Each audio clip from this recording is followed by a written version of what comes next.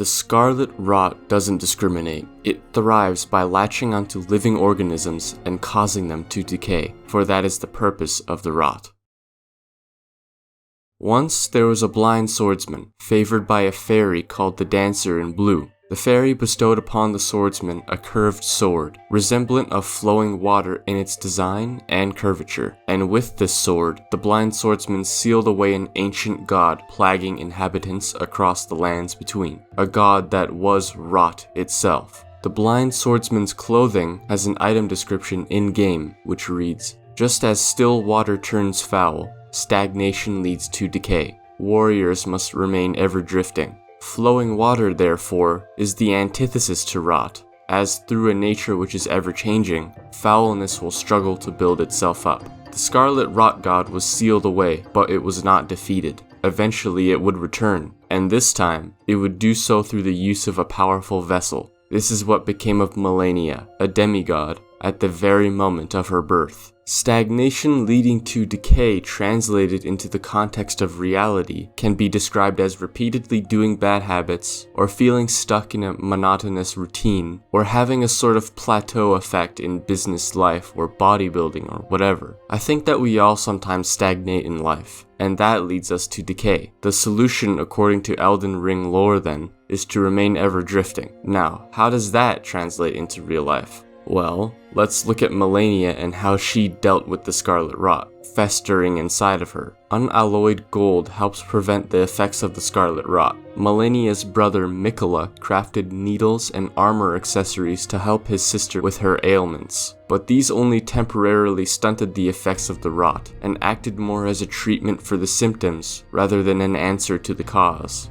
Malenia had once met the blind swordsman and had been taken under his wing as a student. The blind swordsman taught Malenia the same techniques which had once proved him victorious in his own battle against the Scarlet Rot. This is why the notorious attack from Malenia during her boss fight is called the Waterfowl Dance. This is also why Malenia regenerates health from dealing damage to others, also as seen during her boss fight. By moving relentlessly like flowing water, the effect of the Scarlet Rot was countered. Simultaneously, under the blind swordsman's mentorship, Malenia not only was able to defer the Scarlet Rot, but was also taught advanced skills and techniques, which only broadened her ability as a warrior and made her unparalleled in combat, so it was basically a win-win scenario. Now in a real-life context, remaining ever drifting would consist of constantly improving oneself and maintaining a growth mindset.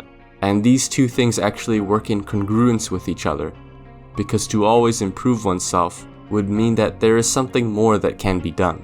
And having a growth mindset is having the acceptance that new lessons can be learned anytime, anywhere, and that there will probably always be something new to learn, because no one person truly knows everything.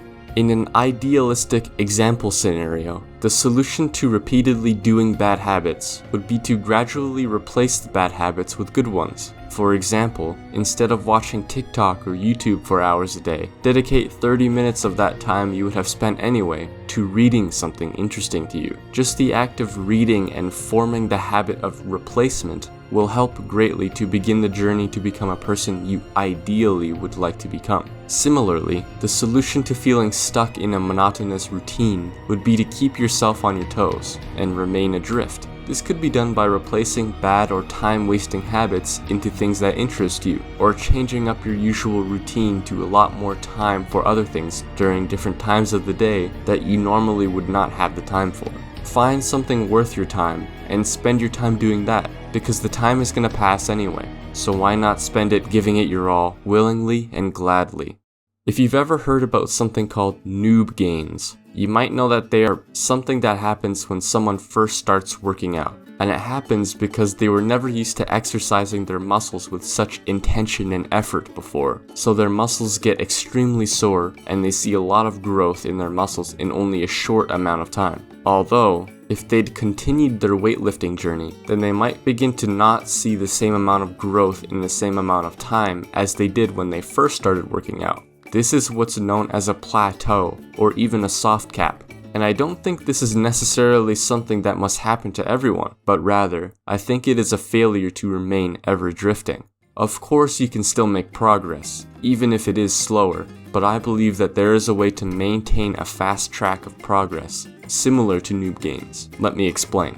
When you first start at the gym, pretty much everything is difficult, and every exercise is really tough to get through because you're only just starting out. But as you keep showing up, the exercises kind of get easier, right? And of course, in order to keep making progress, you need to keep upping the weight. Well, that's only part of it. For a long while, I was feeling like I wasn't making any progress. But then I watched this video by Hamza about flow states, and in this video he mentions exercising, and he actually mentions the same thing that I'm talking about now. And what he was saying was that people can get distracted while working out, and they take their time to rest in between sets, and it takes them an hour to do a workout that could have been done in just 30 minutes. Once Muhammad Ali was asked how many sit-ups he did to prepare for a fight. His reply, "I don't count my sit-ups. I only start counting when it starts hurting. When I feel pain, that's when I start counting, because that's when it really counts." This is the way to keep getting those newbie gains. It's what I've implemented into my routine, and it's actually worked kinda crazy so far. The point of what I'm trying to say is, even if something worked in the past, it might not work as effectively now. And so the same exercises and amount of repetitions that got you those newbie gains won't be the same ones getting you even bigger, because your muscles won't get tired as easily as they did before, and you'll need to keep going until it burns, because that's the point of working out, and that is where gains are made. Just as still water turns foul, stagnation leads to decay. Warriors must remain ever drifting. The path to self-improvement and growth requires a commitment to change and a willingness to embrace new lessons. Replace bad habits, change up your routine, and keep pushing your boundaries to achieve greatness. In doing so, you can experience a kind of rapid progress like noob gains in more aspects of your life than just working out.